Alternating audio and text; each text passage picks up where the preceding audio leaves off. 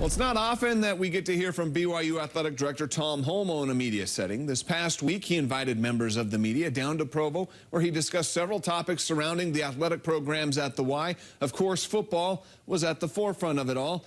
Holmoe announced that BYU had agreed to a new media rights contract with ESPN, a deal that will keep a majority of BYU home football games on the ESPN family of networks through the 2026 season. Holmoe said they had options to shop with other major broadcast networks, but still feels that their partnership with ESPN is vital to their survival and success in independence.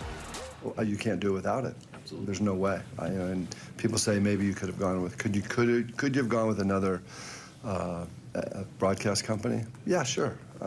People are able to do amazing things now in broadcast, but we wanted to do it with ESPN. ESPN was, is the sports leader.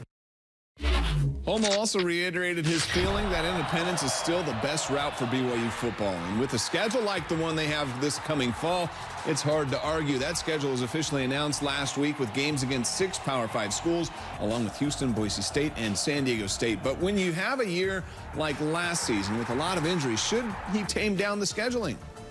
There's going to be a year where we don't have injuries, and we're going to blast it out. And I'm going to be really glad that we had a schedule like that, because we'll finish up really strong. And I don't do scheduling based on what could go wrong. I do scheduling based on what could go right. And that's where my vision is right now. The new agreement with ESPN also comes with 3 bowl games owned and operated by ESPN in the years 2020, 22, and 24. In a separate agreement, BYU announced a deal with the Independence Bowl for 2021, 23, and 25, but there's some flexibility with that one. It could turn into 2. Could have a release out of one of those. It's an option that's in the contract if the Cheez-It Bowl in Arizona is available.